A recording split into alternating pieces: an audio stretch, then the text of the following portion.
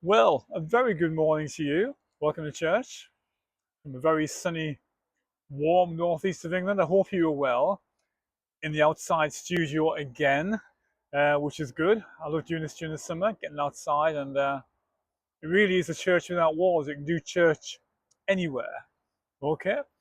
Because God is everywhere, right? And all the time. So why be restricted to one place, one time? So welcome to the outdoors. I really hope you're doing well. I hope this series or these messages they kind of run into each other, if you like. I hope they're helping you. Um, the main purpose is to encourage you. The main purpose is to help you.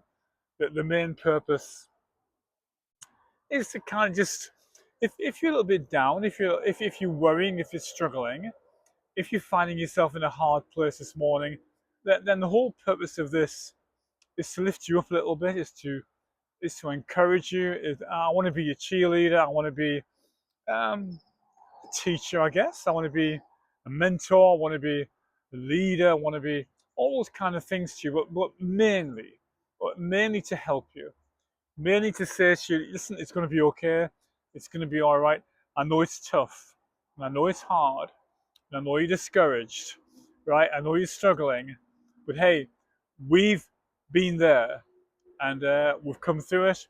I want to try and help you through whatever you're going through this morning, just maybe in a tiny, minute, small way. But you know what? It only takes a small pebble to cause a big ripple in a lake, okay? So I want to be that small pebble this morning, just perhaps stirs something up in you, creates something up in you, encourages something in you this morning on the first Sunday in July. Don't you just love the summer?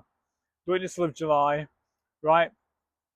It's my wife's birthday on Thursday, so don't forget, 9th of July. She never goes on about it. Oh, yes, she does. Okay. But happy birthday to my wife for this Thursday.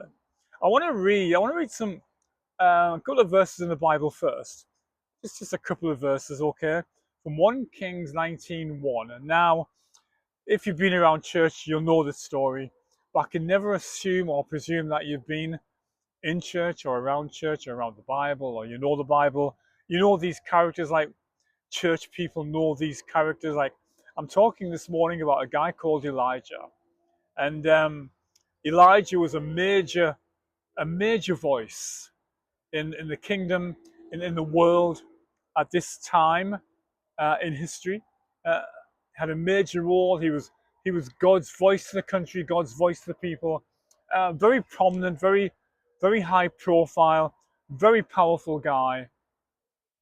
I want to think of my grandson Elijah. You know, I like to think of all the positive things in that my grandson Elijah could learn from the old guy Elijah. You know, Elijah was brave. He was successful. He had a faith in God that was unshakable. He had a faith in God that was strong. He had he had a trust in God, and God used him, and in all kinds of ways. And that's how I like to think of my grandson Elijah. In years to come, God will use him like that. But I don't want my grandson Elijah to be what Elijah was in these few verses. This is the negative side of Elijah. And before we judge, okay, we all have this side to us. And that's really, where I'm coming from this morning is there is a successful side to us, there's a faithful side to us. Am I right? There's a strong side to us. There's a strong Bible quoting, Bible verse quoting, Bible bashing, voting, quoting verse side to us this morning. There's a faithful side to us, a godly side to us. And Elijah had all those kind of qualities. And they're the kind of qualities that I would love to see in my grandson Elijah. But there was a side to Elijah that is a side to us all. When it really got tough, okay, in moments, there was a weakness to Elijah. There was a vulnerability to Elijah. There was a faithlessness side to Elijah. And before we judge, we're all made of two people, right? We're all two people. There's that side and this side. And so this morning, I'm just talking for a couple of minutes about that side of Elijah that I don't want to be like. I don't want my grandson to be like. I don't want us to be like. And maybe try and get us to avoid that side of Elijah. Okay, so Elijah has done amazing miracles. He's beaten all the false prophets, all the devils, all the enemies of God. He's beaten them all down, and he's riding on the wave of success. He's riding on the wave of blessing this morning, and this is where we find him. And so what happens is, it says King Ahab reported to Queen Jezebel everything Elijah had done, including the massacre of the prophets who were on Jezebel's and Ahab's side. Jezebel immediately sent a message to Elijah. Now that wouldn't be a verbal message, okay? That was, it's just, this was way too important to be words. So she wrote a letter. She sent a message to Elijah, a letter with her threat. This was the threat. Quote from the letter: "The gods will get you for the small g in gods, and I'll get even with you. And by this time tomorrow, you'll be as dead as any of those prophets." And verse 5 says this, excuse me, when Elijah saw how things were, in other words, he had a threat, he had a letter from the queen, he ran for dear life to Beersheba, which is, as it quotes, into the desert. And he hid under a lone broom bush tree, wanting to just die. Oh my goodness, that escalated from riding on the wave of blessing, seeing all your prayers answered, seeing everything go great, to suddenly finding yourself running for dear life into the desert and hiding under a lone tree for shelter, wanting to just die. Oh my goodness, all because of, and this is my title this morning, okay, my title this morning is A Letter from the Queen. All because of that. Everything was going great. And then he got a letter from the Queen. Have you ever had a letter from the Queen? My wife straight away will put her hand up and says, yes, I got a letter from the Queen. And she did. She got a letter from Queen Elizabeth II a few years ago, many years ago now. The letter was congratulating. I don't know the actual wording in the letter. No doubt she will tell you and dramatize it. But the gist of it and the the context is that the Queen was congratulating her and thanking her for all the years of service she had given in the civil service to customer service. Not only did she get a letter, she got a medal. So this letter was glowing in praise. It was a letter of congratulations. It was a letter of celebration. It was a letter that really she should frame in a frame along with the medal to be proud of. So she will tell you much more. I've given you the short version. She will give you the yeah, okay. I also got a letter from the Queen. Oh yes, I did. I got a letter from the Queen, and a little bit like Elijah's letter from the Queen, mine wasn't good. I got a letter from the Queen asking us to move out of the building that we were in as church because she wanted to buy the land. True story. We were in a Travelodge hotel. It was a huge Travelodge hotel, and we negotiated to take up half of the Travelodge hotel for church. So we had this huge room and little rooms round about that, and our own entrance and everything else. We had our own keys. We had 24/7 access. We came and went as we wanted, literally half the hotel. And church was at its biggest, and church was at its best. We were like Elijah. We were riding that wave of blessing. Everything was going great until one day the manager of the Travelodge, a guy called Dean, who we got on really well with and still do. I still see him from time to time, dotting around different places. And Dean just rang me and asked if we could have a coffee, which wasn't unusual. We often had coffee and talked about things and discussed things and saw how things are going. And so we met for coffee, and Dean was pale and he looked very nervous and looked very sheepish. And then he put a letter in front of me, and it had the Queen's hallmark in one of the corner, and it was a letter from the Queen telling Dean and telling us that we had to quit the building because she was going to demolish the building. Not her. She wasn't going to come along with the digger herself, and obviously, you know what I mean, right? Her estate was going to come in and demolish the building and take the land and develop it as a retail park, which it is now. Okay, a retail park is now standing where we did church in a Travelodge because of a letter from the Queen. And I've got to tell you, when I read that letter, my heart sank, my stomach sank. Because, you know, it wasn't threatening, but it was threatening our future. And it put fear into me. And it put worry into me. And it put anxiety into me. And for many, many weeks and many, many months, it caused stress because what was going well faced an uncertain future. And I don't know if you've ever had a letter from the Queen, like poor old Elijah.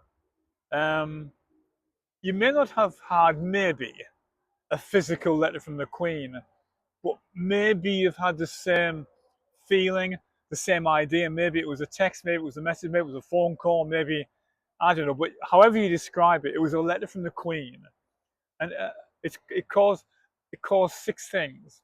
Because when I received that, when I saw that letter from the Queen, I took it very personally. It wasn't actually addressed to me. It was addressed to, you know, the Travelodge people, etc., etc. But whenever I think of that letter from the Queen, I think of six things, and maybe you can identify this morning.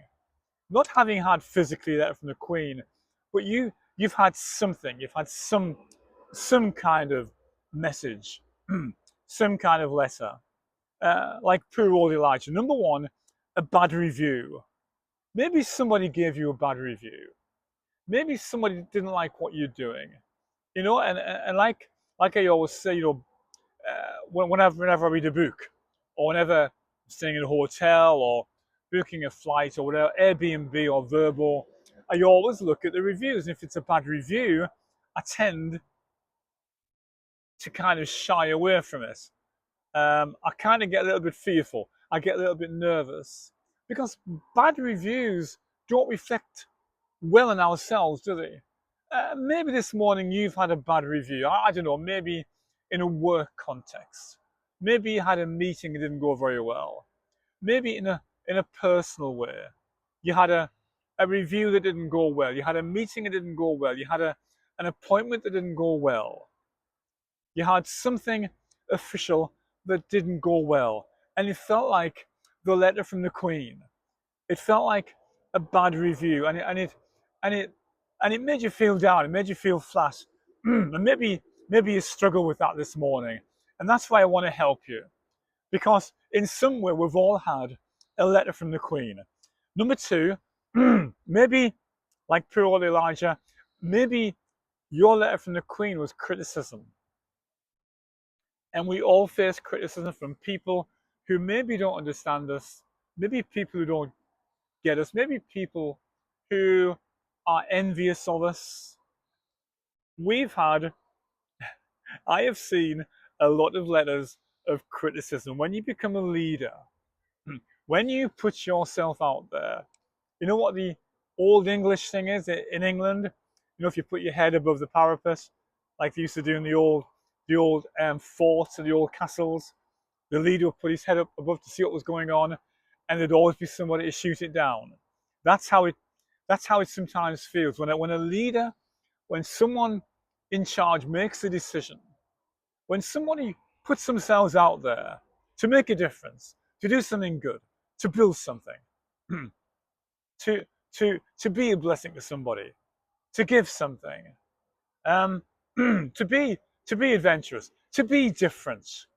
Whenever we do that, we are facing the prospect of a letter from the Queen. We are facing the prospect of criticism. Have you ever had criticism? A letter from the Queen? I'm sure you have. And maybe right now you're dealing with criticism. I don't know, once again, in a workplace or in a family environment. And and I want to help us this morning to deal, well, this week and next week, because I'm not going to finish this morning by any means. I'm just really kicking this off, this letter from the Queen thing. But criticism hurts. And however much people call it constructive criticism, it depends what kind of heart it's coming from. Okay? If we face constructive criticism, I would rather people called it constructive help, okay? Or constructive building, or constructive encouragement. But whenever people talk about constructive criticism, depending on what kind of heart it comes from, it can be destructive. It can it can hurt us, it can harm us, it can do us harm. So this morning, maybe you're facing some kind of criticism, some kind of, people have called it constructive criticism. And I want to help you this morning and try and help you to deal with that, and try and help you to cope with that, and trying to help you go get over that. Number three, maybe it's your letter. Maybe your letter from the Queen. When I think about that, I think about negative feedback. We all love positive feedback. Good old Elijah was there, he's riding the crest of the wave, and he's enjoying the blessing, getting all the pats on the back, and we love that, don't we? We love the positive feedback. But very often, and quite often, we get negative feedback. How do we deal with negative feedback? How do we deal with feedback we are not happy with? How do we deal with when we're trying to build something, we're trying to do something, we're trying to do something well, we're trying to do something constructive, we're trying to do something good, and maybe we get negative feedback, a letter from the Queen. How do we deal with that this morning? Number four, when I think about a letter from the Queen, when I think about Elijah's situation, when I think about that morning when Dean showed me that letter from the Queen, I think about discouraging news. How do you deal with discouraging news? Have you had recently? Are you dealing with right now? Are you going through a situation where you've, I don't know, maybe you've been for a job interview, or maybe you're dealing with something with work, maybe it's a personal thing, maybe it's a family thing, maybe it's a medical thing, maybe it's a work thing, and you're dealing with discouraging news. News, like when I read that letter, made my heart sink, and I can imagine, Elijah's feelings when he got that letter from the Queen, the letter that made him run for his life, or dear life, as it says in the scripture. And he got discouraged. It made his heart sink. It made the very pit of his stomach sink. His faith sunk. And that's what discouraging news does. Discouraging news makes our hearts sink. It's discouraging. It's the opposite of encouragement. And I want to help you this morning and this week and next week to deal with, how do you deal with discouraging news? When the news isn't what you want, when the news isn't what you hoped for, when you're doing the best that you possibly can, but you get discouraging news. Maybe that prayer isn't being answered. Maybe that request isn't being answered. Maybe that thing you asked for, maybe that thing you're hoping for, maybe that dream, and all you're getting is discouraging. We were building a dream. We literally were building something good. We were leading, we're trying to help the community, trying to help people, and we were seeing massive success. Probably the biggest the church has ever been, the best venue we've ever been in. And it was fantastic, and we're doing good. And then we got discouraging news. I want to help you and tell you what we did, how we coped with discouraging news. Number five, when I think about a letter from the Queen and Elijah's letter, Number 5, disapproval. Oh, don't you just hear that? Don't you just, don't we all love people's approval? Come on, nod with me. Some people wrongly live for people's approval because we should never live for people's approval. I'll tell you why, because there will always be people who disapprove. And we have to deal with approval and disapproval. And we love the approval and we hate the disapproval. There will be times when we get people who disapprove of us, who don't approve of us, who don't like us, who don't get what we're doing, who don't approve of what we're doing, who don't like the way we dress, don't like the way we talk, don't like the way we lead, don't like the way we do anything. And sometimes, you know, you can't please all the people all the time, obviously, and you can never please disapproving people. Disapproving people will disapprove of you no matter what you do. However good you are at doing something, however successful you are, there's good old Elijah, you know, beating down the prophets. There's us building a great church and in a fantastic building and moving forward and doing well. You know, we had lots of money, we had lots of people, and it was blessing. And then we face, I know I'm messing with this, the Queen's disapproval, right? The Queen says, get out of my building, get off my land, because she wanted to buy the land. And I know it wasn't like that. That's how it felt, right? It just felt like disapproval. And we have to learn to deal with that. As well as dealing with approval, we have to learn to live and to deal with. I'm going to help us to do that probably next week now with disapproval. Number 6, when I think this is the last one. When I think about a letter from the Queen, when I think about Elijah, when I think about um, that letter from the Queen that I read, okay, took it personally. Number 6, I think about disturbance. Oh my goodness, maybe right now you're going through something that's disturbing. You're going through something that's causing a disturbance. You're going through something that's disturbing your norm. It's not normal. You know, there's good old Elijah once again, hearing the people, you know, shout his name and cheering his name and cheering him on and saying, great job, Elijah. And everything's great. Everything's calm. There's us as a church. Everything's going great. And people are saying, what a great job you're doing. Until one day the manager said, we're going to have to sell the building. You're going to have to find a new building. You're going to have to move all your people. And it caused a massive disturbance. And I had to deal with, and we had to deal with, as a family, as a couple, as a church, personally, had to deal with disturbance. You know, the great news is this morning, if you're dealing with change, if you're dealing with disturbance, you can deal with it. You can do it. Disturbance doesn't mean the end of your dream, the end of your project, the end of the book you're writing, the end of the good thing you're doing. And I've got to tell you this morning, we have to learn to deal with it. And I'm going to talk about this in next week and maybe the week after even, how we deal with things like disapproval. Because let's be realistic. We're going to get discouraging news. We're going to get negative feedback. We're going to get bad reviews sometimes from people who are just not happy with what we're doing and will never be happy. We're going to face criticism. These are the realities of life, whether we are a believer, whether we are a Christian, or whether we are an atheist, agnostic, unbeliever, whatever we are as a human being in real life, outside of church, inside of church, we're going to face bad reviews, criticism, negative feedback, discouraging news, disapproval, and disturbance. These are all in the letter from the Queen. And we're going to have to deal with them. Elijah eventually dealt with it and became successful again.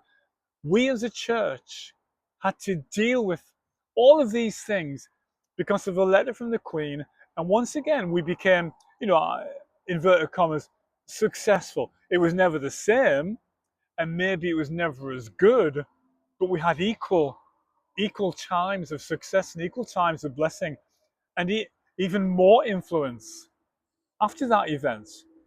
And whatever disturbance has been and disapproved in our lives, we've all had to deal with them. And I've got good news for you this morning. You're going to be able to deal with that with God's help and with God's favor and with God's blessing and with a bucket load of prayer and with a bucket load of courage. And it just needs a change in our heart. So I want to lift your heart up again this morning. If your faith has been flattened, if your heart has been just brought low, and your spirit is low this morning because you've had some disturbance, disapproval, negative feedback, criticism, bad reviews, discouraging you, whatever it might be, I want to lift your heart up this morning and say, listen, it's going to be okay. You're going to be all right. Might never be the same, but equally as good, equally as blessed, or even better. Because sometimes disturbance is good for us. Sometimes people's disapproval actually inspires us instead of expires us. Elijah initially didn't deal with it well, which I'm going to lead with next week. Okay? And this is the side of my grandson Elijah that I don't want him to have. How Elijah dealt with this situation really badly, and it almost finished him. But then he recovered, and then he got his faith back, and then he was rising on blessing again.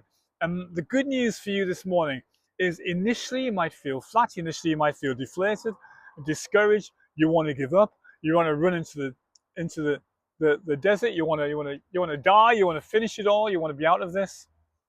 But listen, just hang in there. Let's deal with it. We all dealt with it, and let's go on to the next thing. Let's move on to the next chapter. Let's move on to the next phase, which is all I'm talking about next week. Listen, I hope that makes sense to you. Okay, a letter from the Queen. It's not the end of the world, not the end of your dream. It's not the end of you. It's not the end of of your project, not the end of your faith, right? There is more.